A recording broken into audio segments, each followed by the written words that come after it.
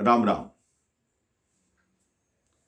कई बार कई लोग कुंडली पर बहुत विश्वास करते हैं, लेकिन आपके जन्म समय में एक क्षण का या एक पल का भी फर्क आ जाए, उससे पूरी कुंडली बदल जाती है। एक बहुत बड़ा राज्य था, उसमें हर वर्ष राज ज्योतिषी के लिए प्रतिस्पर्धा होती थी।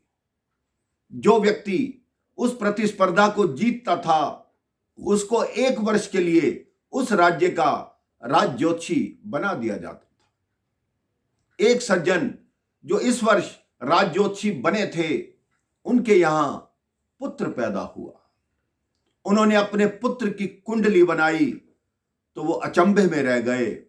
उन्होंने देखा कि मेरा पुत्र बड़ा होकर मुझसे भी बड़ा राज ज्योतिषी बनेगा और मुझसे भी ज्यादा ज्ञाता होगा, ज्ञान का भंडार होगा। लेकिन जब राज ज्योतिषी बनकर उसका जुलूस निकलेगा, वो हाथी पर बैठ कर आएगा, उसी हाथी के पांव के नीचे मेरी मृत्यु लिखी है। अब उसने निर्णय कर लिया कि अपने बेटे को पढ़ाऊंगा ही नहीं, ना पढ़ाऊंगा, ना लिखाऊंगा, ना शिक्षा दूंगा, तो ये कहां से ज्योतिषी बन जाएगा। वो बालक 7 वर्ष का हो गया, लेकिन उसके पिता ने उसको पढ़ने लिखने के लिए नहीं भेजा। एक दिन वो अपने माता पिता के साथ छत पर खड़ा था। नीचे से जो इस वर्ष राज ज्योतिषी बने थे, उनका जुलूस निकल रहा था। बच्चा उनकी नजर चुराकर उस जुलूस के अंदर चला गया। जब उस जुलूस के अंदर गया, सारे लोग हटते गए, लेकिन वो बालक उस हाथी के पीछे और उस ज्योतिषी के पीछे चलता रहा। जब उस हाथी पर बैठे राज ज्योतिषी ने देखा कि कोई बालक पीछे आ रहा है, जब उसका मस्तक देखा, उसने कहा यह तो बहुत ही बड़ा राज ज्योतिषी बनेगा। उस बालक को अपना शिष्य बना लिया, उसको शिक्षा दीक्षा दी, ज्योतिष ज्ञान सिखाया। इस तरह 20 वर्ष बीत गए। अब वो बालक 20-21 वर्ष का हो गया। वो भी राज ज्योतिषी की प्रतिस्पर्धा में आ गया।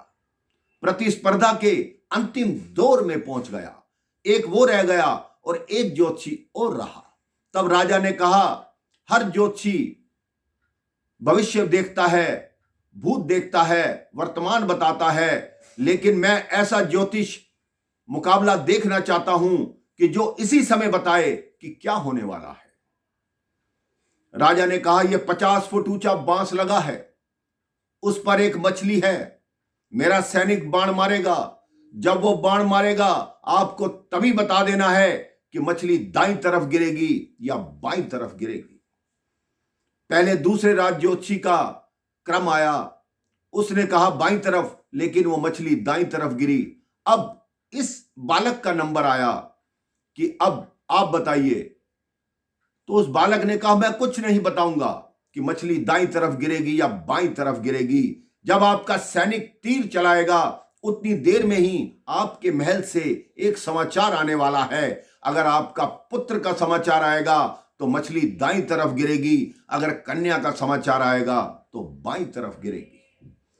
जैसे ही बाण चला, ऐसे ही सैनिक ने आकर कहा, राजा जी आपके यहां पुत्र हुआ है, और मछली भी दाईं तरफ गिरी। राजा ने कहा, इस वर्ष तुम राज ज्योतिषी हो, तुमने बिल्कुल सही अपना अनुभव बताया। तो उस बालक ने बताया कि मेरे पिता भी आज से 21 वर्ष पहले इस राज्य के राज ज्योतिषी थे। राजा ने उनका नाम पूछा। जब उस बालक ने अपने पिता का नाम बताया, तब सैनिकों को भेजा गया कि आपको राजा जी बुला रहे हैं, आपका पुत्र राज ज्योतिषी बना है। क्योंकि उसके पिता ने उसकी कुंडली बनाई थी। उसने कहा मैं नहीं जाऊंगा उसके पास। तो उस बालक ने कहा ठीक है, पिताजी नहीं आते, मैं ही पूरा जुलूस लेकर पिताजी के पास पहुंचता हूं। अब वो बालक हाथी पर सवार होकर अपने पिता को लेने आया। पिता ने कहा मैं नहीं आऊंगा तेरे साथ। कहते नहीं पिताजी, आप मेरे साथ आइए, हाथी के ऊपर बैठिए, मेरी शोभा बढ़ेगी, सारी दुनिया कहेगी कि पिता पुत्र दोनों ही राज ज्योतिषी रहे। पिता ने कहा मैं नहीं आऊंगा। पुत्र ने कहा ठीक है, मैं ऊपर आता हूं और आपको लेकर चलूंगा। लेकिन वह पिता नीचे भागे। पुत्र ने हाथी पर बैठे बैठे हाथी को उनके पीछे लगाया। थोड़ी देर बाद पिता नीचे गिरे। हाथी ने अपना पांव उठाया, पिता के सिर तक आया। पुत्र ने हाथी के पांव पर पैर रखकर नीचे उतरा, पिता को हिलाया। कहते क्या हुआ?